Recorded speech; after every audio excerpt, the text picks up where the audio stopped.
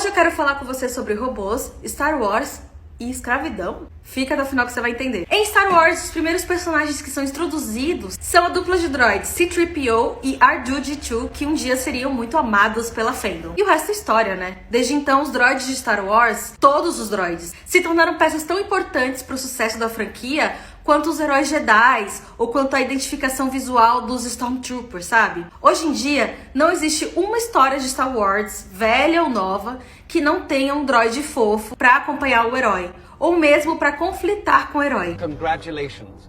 You are being rescued. Please do not resist. Mas o que acontece com os droids em Star Wars? Todos eles estão destinados a tragédias. É estranho dizer isso porque os droids também são alívios cômicos. Mas isso acontece justamente porque eles nos fazem rir e a gente se apega a eles, pra ter drama, né? O C-3PO e o R2-D2 foram famosamente baseados nos dois camponeses trapalhões que viviam brigando no filme A Fortaleza Escondida de Akira Kurosawa. E além das aventuras engraçadas, as duas duplas, a de droids e a de camponeses, têm outra coisa em comum, que é o fato de que fazem parte de uma classe subjugada em seus determinados universos. We seem to be made to suffer. It's our lot in life. Sabemos que em Star Wars, os droids são desenvolvidos para diversas funções. Eles não seriam uma classe trabalhadora sendo explorado se não fossem inscritos basicamente com sentimentos e inteligência, apesar de serem robôs. Eles fazem o trabalho difícil e perigoso que mantém a galáxia funcionando e ainda são tratados com preconceito e desprezo.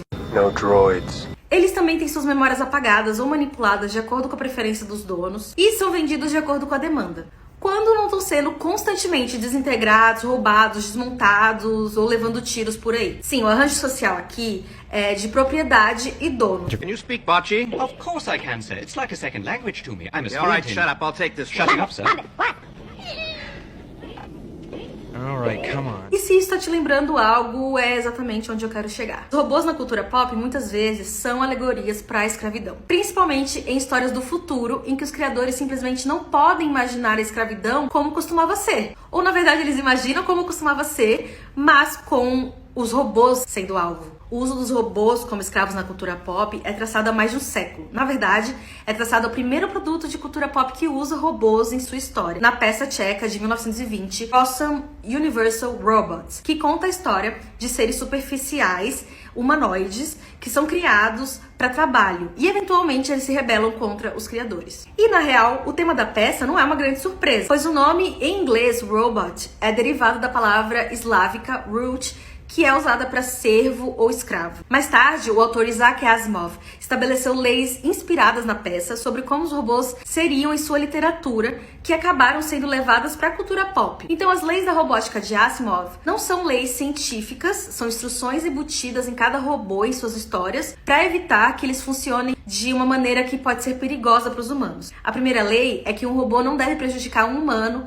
ou permitir que um humano sofra algum mal. A segunda lei é que um robô deve obedecer a qualquer instrução que lhe seja dada por um humano. E a terceira lei é que um robô deve evitar situações ou ações que possam causar danos a si mesmo. Depois da literatura do Asimov, essas leis foram repetidas constantemente na cultura pop e também quebradas constantemente na cultura pop justamente para dar tramas ao redor dos robôs. Bom exemplo é essa cena em O Mandaloriano. I still have the security protocols from my manufacturer.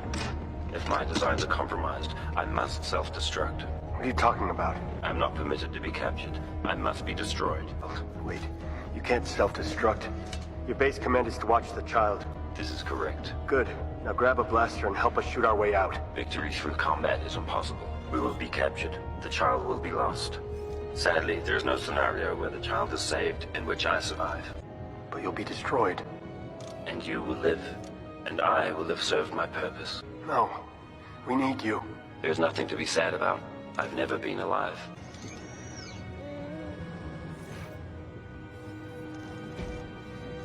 RG. What are you doing?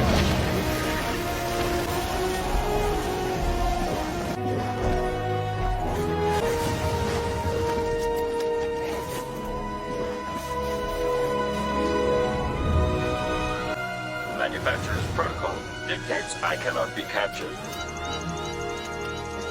I must be destroyed.